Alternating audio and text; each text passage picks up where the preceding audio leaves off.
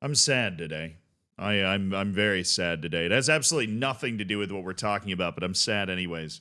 My friend Nick RTFM, the FIFA or EAFC YouTuber, he did a one season challenge with Manchester United as his first ever football manager save, and he won the league and made the Champions League final.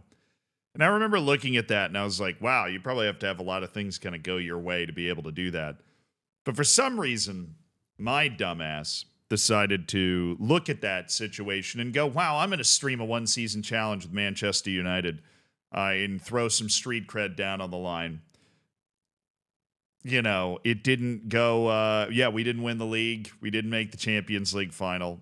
Yeah, I mean, like we technically exceeded the board's expectations at Manchester United, but we didn't exceed my own. So I have to marinate in the reality that somebody who played their first ever football manager save did better than me, which really begs the question, what have I been doing for over 10,000 hours, over 11,000 hours of total football manager game time in my life?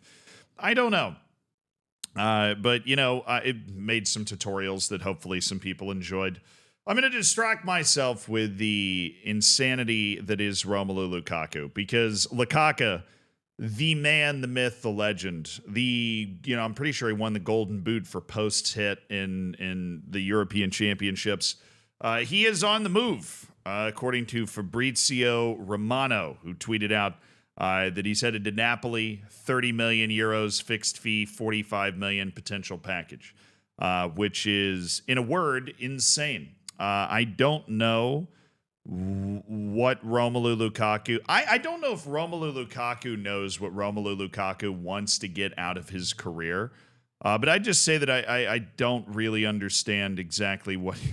The reason that I'm saying I don't understand exactly what he's trying to accomplish, because I don't think he's trying to accomplish anything. Normally you have two types of players, right? You've got players that they want to stay in one club or one league and accomplish something in that league, and you have other players that maybe they want to seek the glory. They want to go play for the biggest club that they can play for. Romelu Lukaku exists in some sort of weird third category, right? Romelu Lukaku exists in this category of he's not the only one.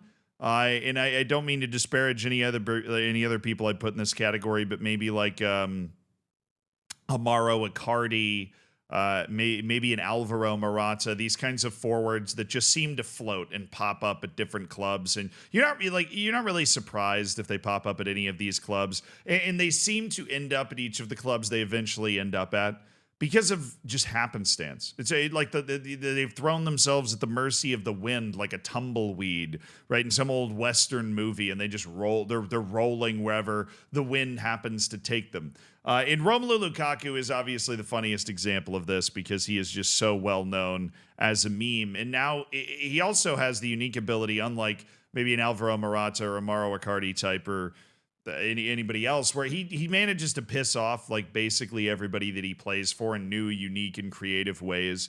Of course, the whole I went to Chelsea and now I'm, I want to leave and then I want to come back sort of tap dance that he did around all of that made everybody uncomfortable.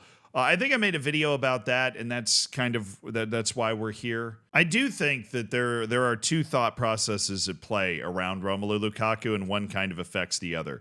Well, I'm confused as to what he's attempting to accomplish in his career, or what he wants out of his career, or just what he's doing in general every single time he puts on a Belgian uniform. I am also going to stand and deliver on something. Romelu Lukaku is a good striker. He has been a good striker for a long time. He's obviously a choke, right? It happens. He's somebody that is prone to messing up the big moment.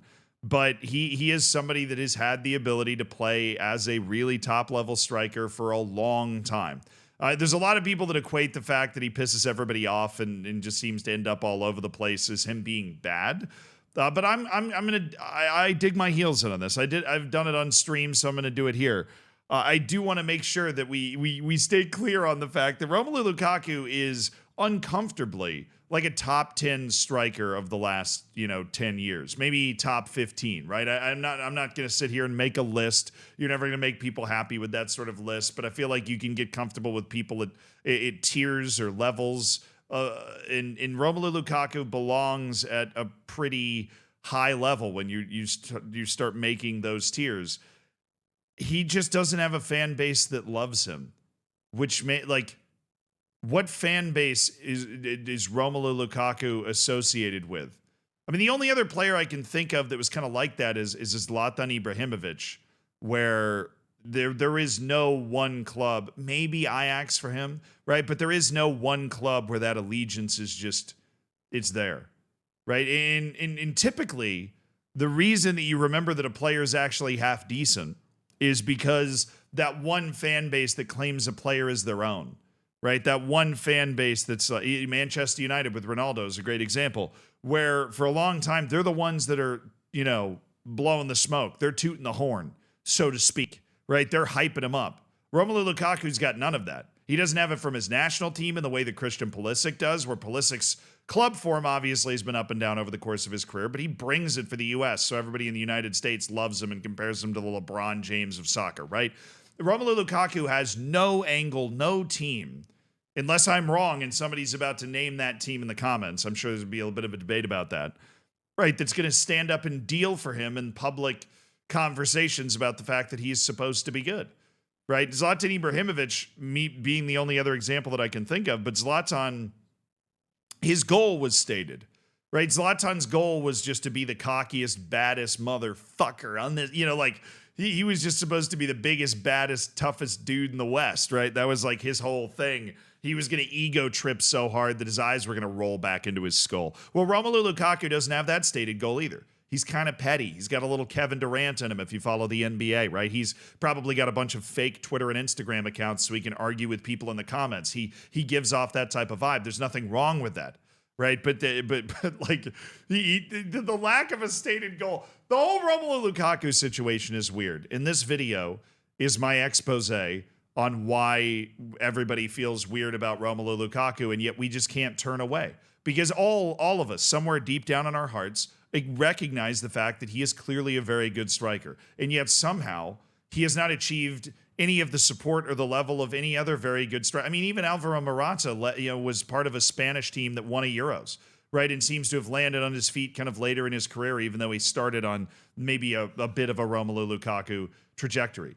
Because 50 years from now, there are going to be a lot of people that pull up the stats, right, and watch some of the highlights. And they're going to be sitting there talking about how Romelu Lukaku is one of the greatest strikers of the generation. He made, a billion appearances for the Belgian national team. He played for a lot of the biggest clubs in the world. But people that lived through it will know that he was never really embraced as such because he just always existed in this weird in-between space. And is there an answer at the end of this conversation? No. I'm just putting it out in the open air. I'm starting the discussion. I'm Socrates. Okay. I'm not even asking the questions. I'm just putting those statements out into the world. Also, on a side note, this tweet fucking bothers me. Permanent transfer brokered by Ali Barat for Epic Sports. This is Fabrizio Romano telling on himself here. There's a lot of misinformation out there about the way Fabrizio Romano's business works.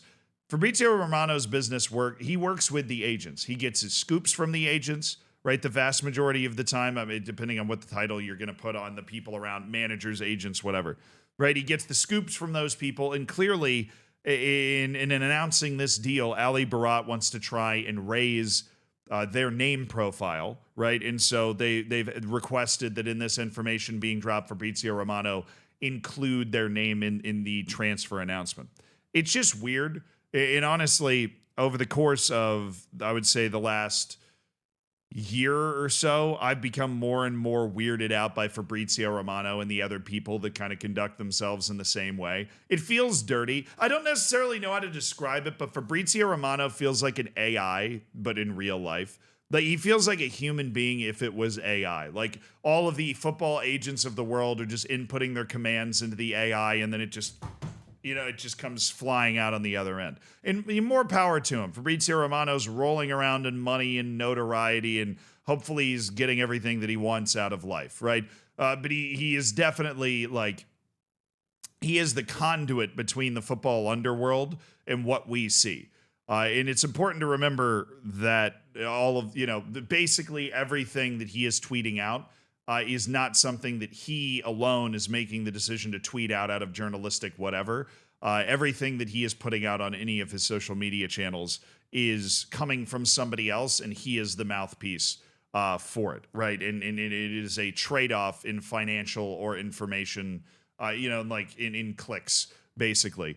Maybe that's why I feel like he's some sort of real-life AI, in that, like, everybody else is just inputting information in, and he's not actually doing anything. Like, for all Fabrizio Romano has to do is tweet 100 times a day, but he doesn't have to actually apply a ton of thought into how he's going to tweet. People are telling him what he's supposed to say, what the information is supposed to be, and all he has to do is figure out what he wants his trade-offs to be and where he's going to draw his line, which is apparently nowhere. So, yeah, we're on a separate tangent, but it's after 2 a.m. I'm doing these at night now, and I'm embracing the separate tangents, and Lukaku's on the way to Napoli. That's why you tune into Zealandism, for hardcore breaking news, brought to you by Ali Barat of Epic Sports, by the way. We really thank him for the inside scoop here.